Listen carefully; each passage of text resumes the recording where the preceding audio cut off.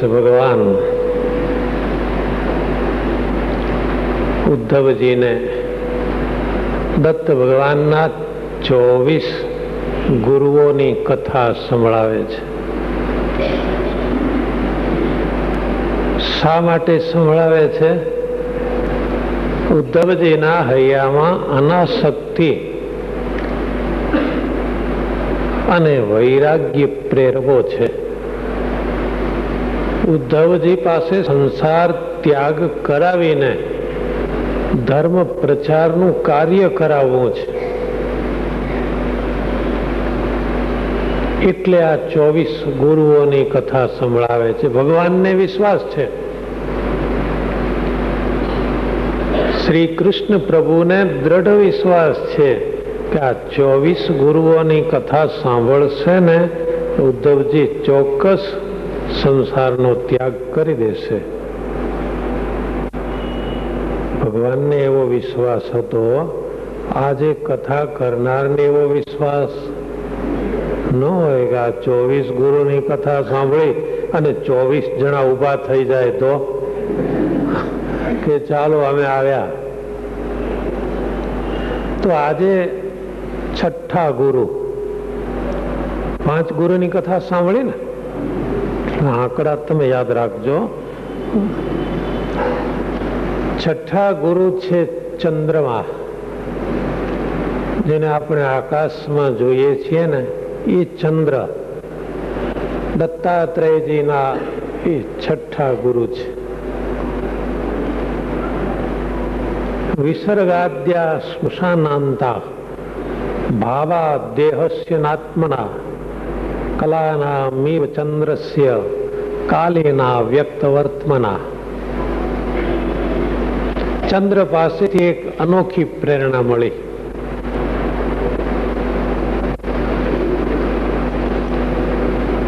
ચંદ્રમાં નાનો અને મોટો થતો આપણે કાયમ જોઈએ છીએ.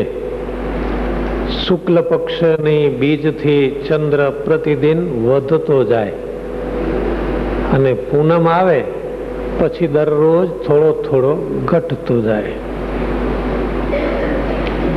ચંદ્ર વધે છે અને ચંદ્ર ઘટે છે એ વાત સાચી છે? ના, ચંદ્ર તો એવડો જ છે. એ વધતોય નથી અને ઘટતોય નથી. તો આ પછી વધે છે ઘટે છે શું? આપણે નજર જોઈ શકીએ છીએ. ધીમે ધીમે મોટો થતો જાય, પૂનમના દિવસે પૂર્ણ બની જાય અને બીજા દિવસથી થોડો થોડો થોડો ઘસાતો જાય. એક કથા પુરાણમાં છે.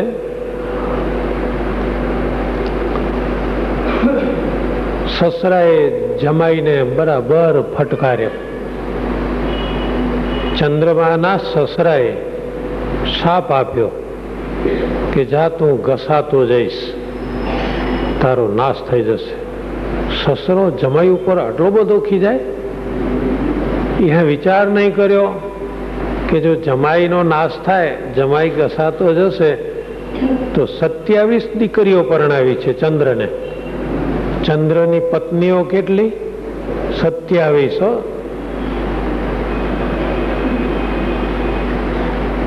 27 પત્નીઓનો પતિ ચંદ્ર, એને સસરાએ શાપ આપ્યો તો ઘસાવા જ માંડ્યો. નાશ થઈ જાત, પણ એને તાત્કાલિક બ્રહ્માજીએ કહ્યું તપ કરો મહાદેવજી ઉપર. સમુદ્રના કિનારે શિવની આરાધના ચાલુ કરી, કઠોર તપશ્ચર્યા કરી. મહાદેવજી રાજી થઈ ગયા. માગ એટલે આ ચંદ્ર કહે છે આ સસરાએ શાપ આપ્યો છે ને આ ઘસાતો જાઉં છું દરરોજ, આ તો એક દિવસે હાવ નાશ થઈ જશે મારો. સસરાના શાપથી, દક્ષના શાપથી મારો ક્ષય એટલે કે નાશ થતો જાય છે. મહાદેવજીએ કહ્યું જા હું વરદાન આપું છું, સસરાના શાપથી તું ઘસાતો જઈશ અને મારા વરદાનથી પાછો વધતો જઈશ. જા અને પૂરો દેખાઈશું. જે જગ્યાએ ચંદ્રે તપશ્ચર્યા કરી એ સ્થળનું નામ સોમનાથ. સોમ એટલે ચંદ્ર. જે આ સોમનાથ પ્રસિદ્ધ તીર્થ છે એ ચંદ્રમાની તપશ્ચર્યાનું સ્થળ છે, જ્યાં શિવજીએ દર્શન આપ્યા અને એમને વરદાન આપ્યું.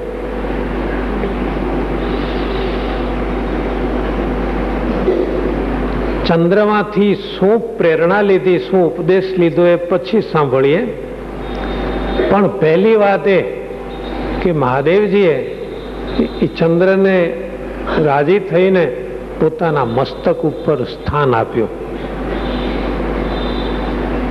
તમે શિવજીની પ્રતિમાના દર્શન કરશો તો ચંદ્ર એની જટામાં ભરાવેલો છે. નહીં ઘણા વાળ વિખાઈ ન જાય ને બકલ ભરાવે એમ, ચંદ્રમાને જટા જૂટમાં ભરાવેલો છે. પણ બહુ ધ્યાન રાખજો, આપણને શંકા થાય કે ભોળાનાથે ચંદ્રને જટામાં રાખ્યો તો વાંકો કેમ રાખ્યો? સીધો ચંદ્રમા જયારે ગોળ થાત પૂનમને દાડે એ વખતે રાખ્યો હોત તો કેવું આમ સરસ લાગત. તો વક્રચંદ્રને શા માટે શિવજીએ મસ્તક ઉપર રાખ્યો?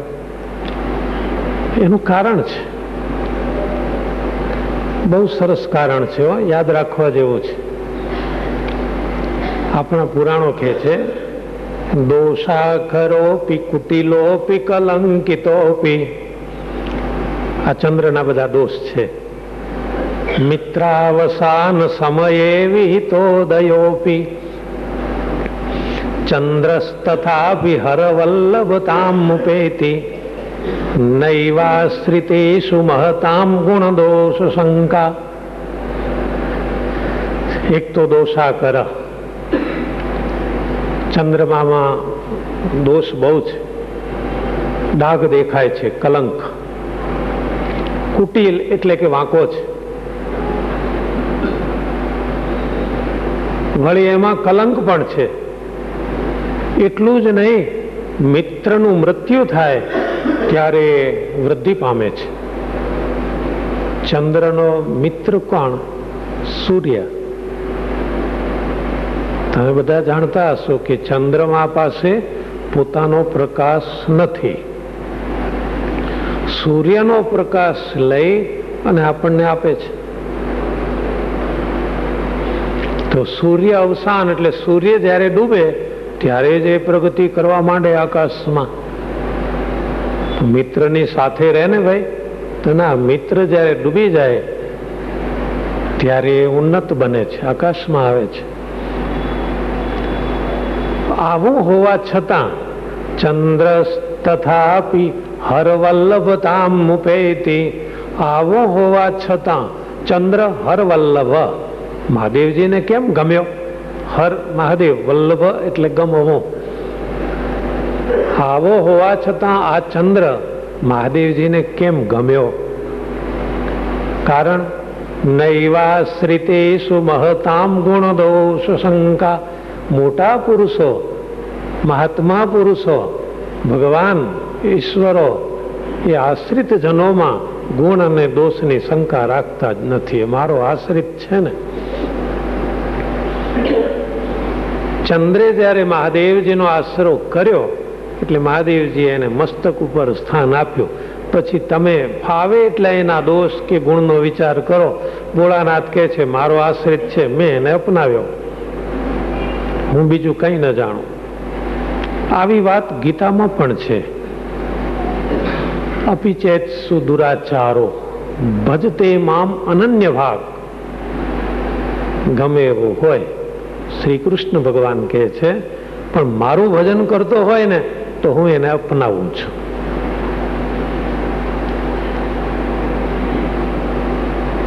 આપણી પ્રસિદ્ધ કથા છે જેતલપુરની.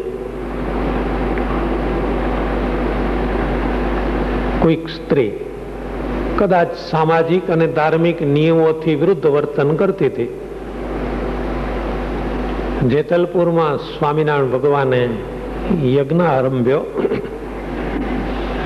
બહેનોની સેવાની બહુ જરૂર પડે.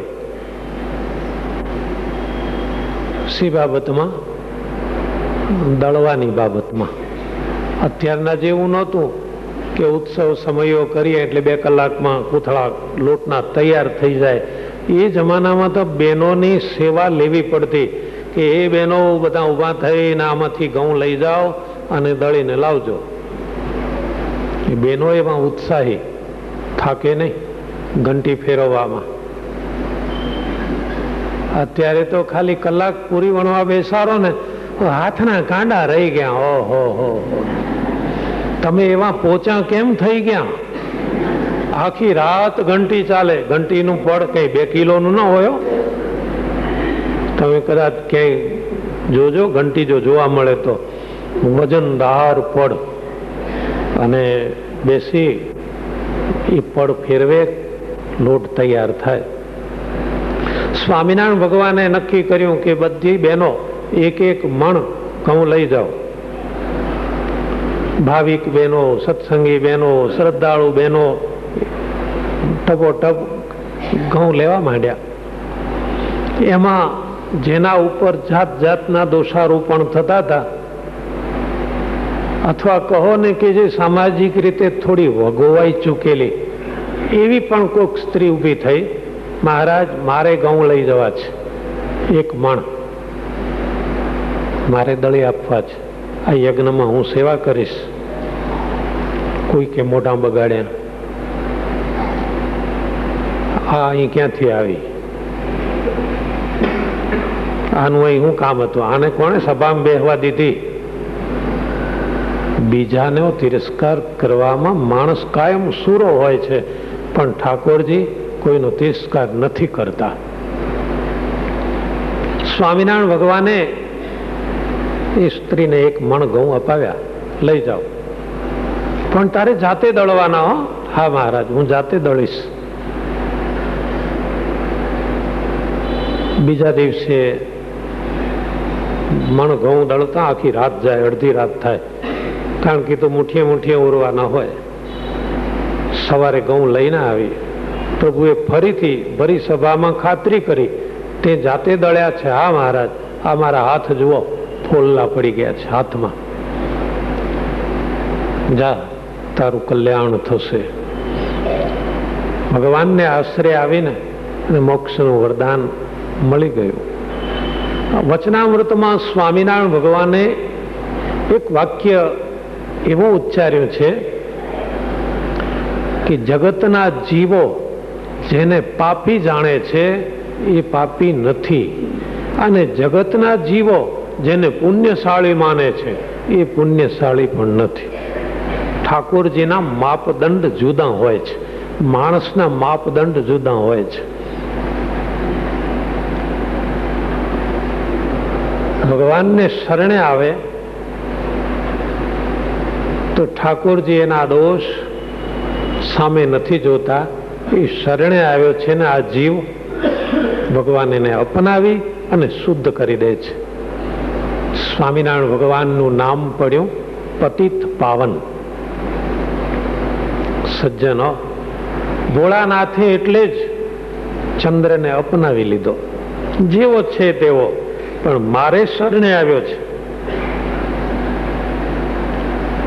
બહુ સુંદર કથા છે. ચંદ્રમાં વાંકો છે એટલે સારો ન લાગે, છતાં પણ એને ભોળાનાથે અપનાવ્યો. એની પાછળ થોડી સમજણ છે. સમજણ એ છે કે મહાપુરુષો, સંતો, મહાત્માઓ તમારી આકૃતિ નહીં જુએ. ચંદ્ર ભલે ને વાંકો રહ્યો, ભોળાનાથ એની આકૃતિ ના જોઈ. બહુ ધ્યાનથી સાંભળજો. કૃતિ અને પ્રકૃતિ એ બે જો સારા હશે તો આકૃતિની ચિંતા ન કરતા. કૃતિ એટલે તમારું કાર્ય, જો કાર્ય સારું હોય એક. બીજી વાત, કૃતિ પછી આવે પ્રકૃતિ. પ્રકૃતિ સારી હોય, કાર્ય સારું હોય અને સ્વભાવ સારો હોય તો આકૃતિ ભલે ને ગમે તેવી હોય, પણ આ દુનિયામાં જુઓ તો ખરા, બધા આકૃતિ સુધારવા મહેનત કરે છે. કૃતિ અને પ્રકૃતિ સુધારવા કોઈ મહેનત નથી કરતું. આકૃતિ સુધારવા માટે લાઈનો લગાવે છે. ક્યાં ખબર છે? બ્યુટી પાર્લરમાં. ભાઈ આ વાળ આમ દેખાય ને આ વાળ તેમ દેખાય ને, જરા આ બાજુથી આમ કાપી દો ને આ બાજુથી તેમ કાપી દો. વળી પેલો સલાહ આપે, હવે મૂછો આવી રાખ ને હવે જરા જાડી રાખ. ગજબની વાત છે. એ બધા શું કરે છે? પૈસા લઈને તમારી આકૃતિ રિપેર કરે છે. કેમ? સારા દેખાવ. બે જણા મંડ્યા હોય છે, એક બ્યુટી પાર્લર વાળો અને બીજો હેર કટિંગ સલૂન વાળો. આ બે જણા સતત તમારી આકૃતિ સુધારવા રાત દાડો મથે છે. છતાં તમે મહાદેવજીને વાલા નહીં થાઓ. કારણ આકૃતિ ગમે તેવી હશે, પણ કૃતિ અને પ્રકૃતિ બે જો સારા હશે તો ભગવાન તમને અપનાવી લેશે. કાર્ય એક તો સારું જોઈએ અને પ્રકૃતિ એ સ્વભાવ સારો જોઈએ. હવે ચંદ્રનું કાર્ય કેટલું સારું છે. ચંદ્ર પ્રકાશ આપે છે. સૂર્ય આથમી જાય, ઘનઘોર રાત્રિ ફરી વળે, અંધારું, ત્યારે આકાશમાં હજારો નહીં લાખો તારાઓ દેખાય, પણ કોઈ અંધારું દૂર કરે છે? એક ચંદ્ર સ્તમોહંતિ નચ તારા સહસ્રકમ.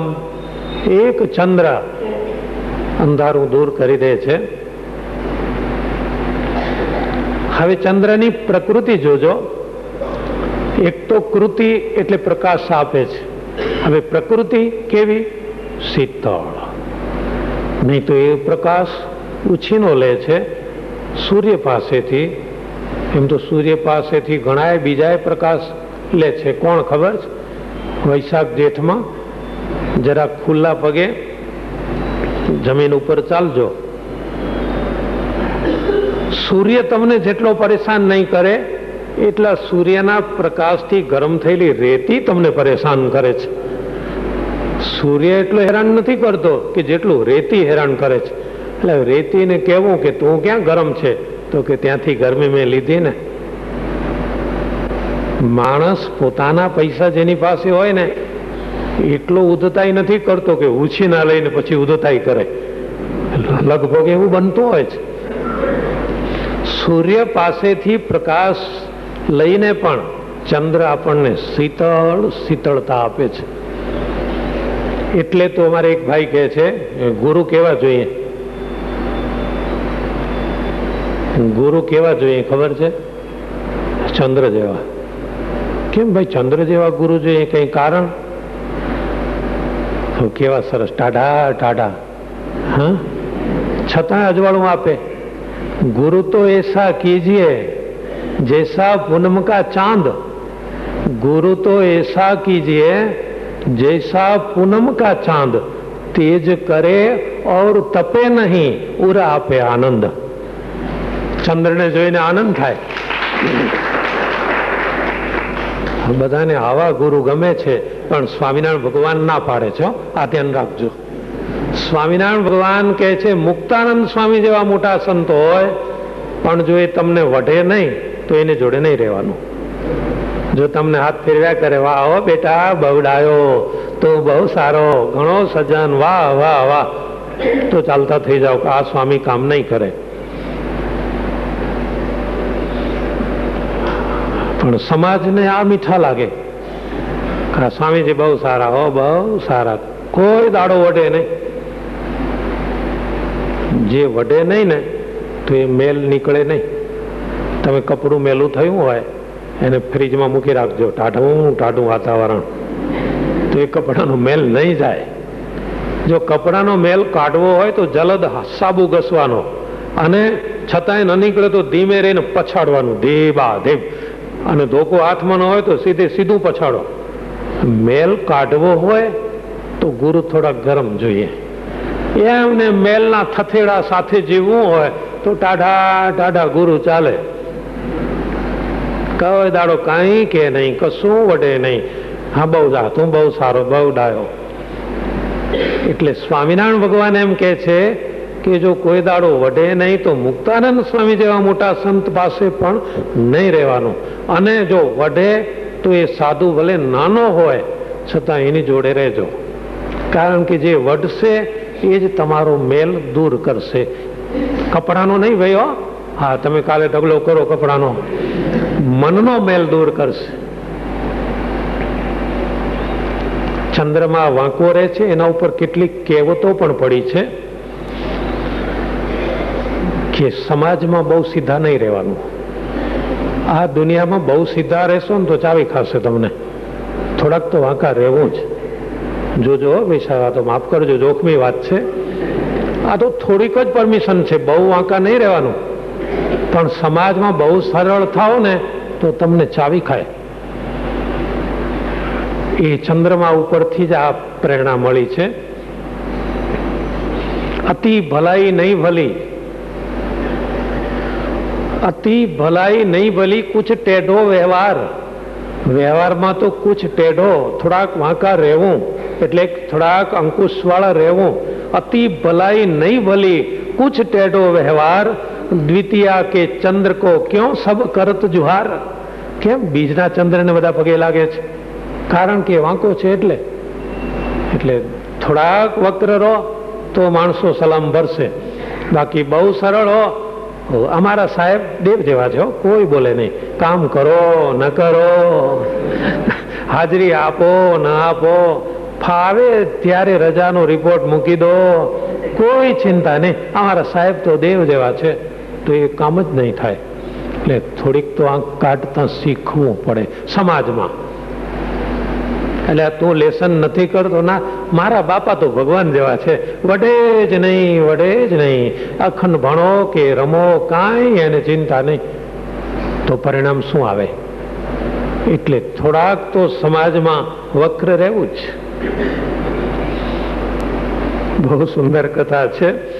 કારણ કે દત્તાત્રેય ભગવાન જેને ગુરુ તરીકે સ્વીકારે છે એ ચંદ્ર પાસે તો બહુ ઉપદેશ છે.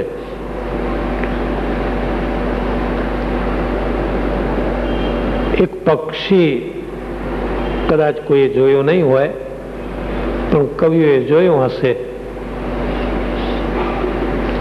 ચંદ્રનો ઉદય થાય તો એ પક્ષી ચંદ્ર સામે જોઈ રહે, બીજા કોઈની સામે ન જુએ. એનું નામ ચકોર પક્ષી. ચાહના મેળવવામાં પણ ચંદ્ર કેટલો બધો આગળ છે. એટલે તો કવિઓ કહે છે કે ચકોરને જેવું ચંદ્રમાં હેત છે એવું હેત ભક્તને ભગવાનમાં જોઈએ. વાલા તારી મૂર્તિનું બંધન છે એવું, ચંદ્રને ચકોરીની પ્રીતળી ના જેવું. એટલે ચંદ્ર અને ચકોરીનો જે પ્રેમ છે એવો પ્રેમ ભક્ત અને ભગવાનમાં જોઈએ. હવે દત્ત ભગવાને ચંદ્રમાંથી જે પ્રેરણા લીધી છે બહુ સુંદર છે. વિસર્ગાદ્યા શ્મશાંતા. જન્મથી આરંભીને સ્મશાન સુધી કેટલો રસ્તો લાંબો છે. જન્મથી આરંભીને સ્મશાન સુધીનો રસ્તો બહુ લાંબો છે. ઘરથી ગણો તો નક્કી નહીં 2-5 કિલોમીટર જ હોય, પણ જિંદગીમાં સ્મશાનનો રસ્તો ઘણો લાંબો. એમાં જાત જાતના દેહના ભાવ બદલાય છે. બાળક હોય, હજુ દાંત ઉગ્યા ન હોય, ધીમે ધીમે દાંત આવે, આવેલા દાંત પાછા જાય, બીજા આવે. બાળકમાંથી કિશોર કહેવાય, કિશોર અવસ્થા પછી બીજી યૌવન અવસ્થા, એ યુવાન બને, પછી ધીમે ધીમે એ પ્રૌઢ બને, આ પ્રૌઢ પછી એ વૃદ્ધ બને ત્યારે વળી પાછા દાંત જતા રહે.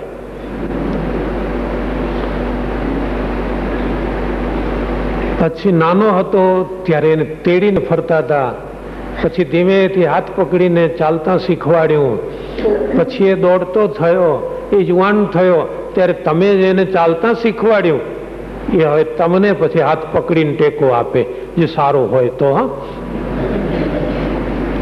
એક દીકરો આલ્બમ લઈ આવ્યો એના બાપા પાસે,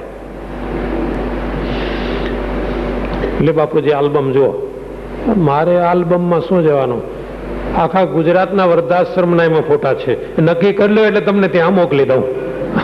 તો એટલા માટે તમને આલ્બમ બતાવું છું કે આમાંથી તમારે કયા વૃદ્ધાશ્રમમાં જવું છે, ત્યાંના છાપરા, મકાન, ઝાડ, વ્યવસ્થા, રસોડા બધાના ફોટા છે. એટલે જલ્દી જલ્દી જોઈ નક્કી કરો તો એ વૃદ્ધાશ્રમમાં તમને મોકલી દઉં, મૂકી આવું. જો દીકરો સારો હોય એ યુવાન બને, બાપ વૃદ્ધ બને ત્યારે બાપનો ટેકારૂપ બને. ધીમે ધીમે એ વૃદ્ધ થાય એટલે દિવસે દિવસે જેમ શરીરના ભાવ બદલાતા જાય, શરીરની આકૃતિઓ બદલાતી જાય, પણ આત્માની કોઈ આકૃતિ બદલાતી નથી. આત્મા ક્યારેય પણ બાળક નથી હોતો, આત્મા ક્યારેય પણ યુવાન નથી હોતો, આત્મા ક્યારેય પણ વૃદ્ધ નથી થતો. એની અવસ્થા એક સરખી જ હોય છે.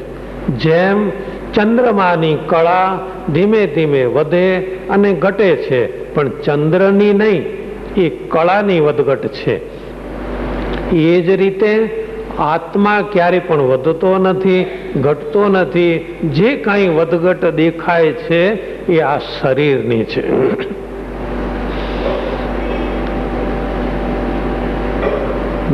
દત્તાત્રેયજી ભગવાન યદુને કહે છે, યદુ તું રાજા છે, તારામાં રાજાપણાનું અભિમાન છે,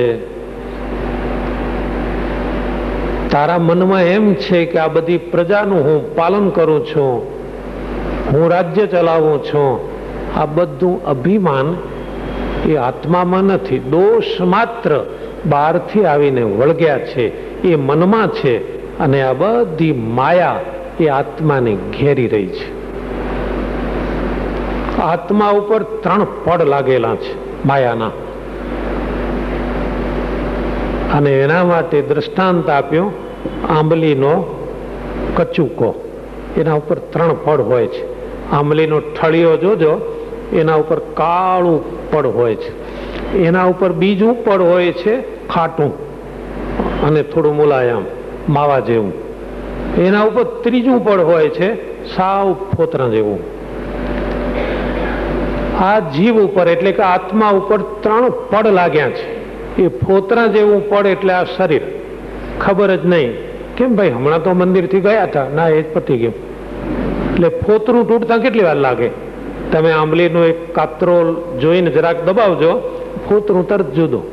આ શરીર છે ને, જેના માટે આ અજ્ઞાની જીવાત્મા કેટલા પાપ કરે છે, અનિત્યો કરે છે, અત્યાચાર કરે છે, જુલ્મ કરે છે, પણ શરીર તો ફોતરા જેવું છે. ખબર જ નહીં પડે ક્યારે પડી જશે, ક્યારે ફોતરું તૂટી જશે. પછી બીજું પડ આવે, પેલો માવા જેવો ખાટો પદાર્થ, એ સૂક્ષ્મ શરીર છે. આ સ્થૂળ શરીર તરત પડી જાય. સૂક્ષ્મ શરીર થોડું ચપ્પુ લઈને માવો જુદો કરો ને તો જુદો થઈ જાય. તપથી, ભક્તિથી, સત્કર્મથી સૂક્ષ્મ શરીર આપોઆપ જુદું પડે. પછી આવે છે કારણ શરીર, એ કાળો.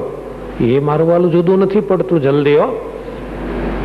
તમે ચપ્પુ લઈને બેસો ને તો કાં ધોળો ભાગ છોલાઈને કાળામાં જતો રહેશે, કાં પછી કાળો ભાગ ધોળા ઉપર રહી જશે. હા, એક ઉપાય છે એને જુદો કરવાનો. સરળતાથી જુદો કરવો હોય એ કાળું પડ તો એક ઉપાય કયો? હા, તમે કેટલા ડાયા છો, તમે તો જ્ઞાની છો, તમે સજ્જન છો. પણ તમને ખ્યાલ છે, પેલા પોલીસ, ટ્રાફિક પોલીસ ઉભો હોય રોડ ઉપર, હાથ ઊંચો કરે, નીચો કરે, એટલે કે સાઈડ આપે. પણ ગાડી ચલાવવા વાળો બહુ અનુભવી હોય, એને ખબર જ હોય કે રેડ સિગ્નલમાં આગળ જવાય નહીં, પણ છતાંય પેલો પોલીસ એની ફરજ બજાવે. તડકામાં ઉભો, વરસાદમાં ઉભો, એમાં એક ફરજ બજાવાય છે. તમે તો જ્ઞાની છો, ડાયા છો, સમજો છો કે કચુકાને ધોળે ધોળો જુદો કરવો હોય અને કાળો ભાગ દૂર કરવો હોય તો એને અગ્નિમાં શેકવાનો. શેકવાથી એ કાળું પડ જુદું પડી જાય. પણ આ તો આપણે જીવને ધોળો દૂધ જેવો અલગ તારવવો છે કારણ શરીરથી, એને થોડો કઈ અગ્નિમાં નંખાય. એનો એક જ ઉપાય ભગવાનનું ધ્યાન. સાંજ રાત્રે નવરા પડો ત્યારે એકાગ્રતાથી પરમાત્માના સ્વરૂપનું ચિંતન કરો તો કારણ શરીરથી પણ એ જીવ જુદો તરી આવશે. આવો સુંદર ઉપદેશ દત્ત ભગવાને ચંદ્રમામાંથી મેળવ્યો છે. એટલે ચંદ્રમાને એ 24 ગુરુમાંના છઠ્ઠા ગુરુ તરીકે સ્વીકાર્યા છે. સહજાનંદ સ્વામી મહારાજ.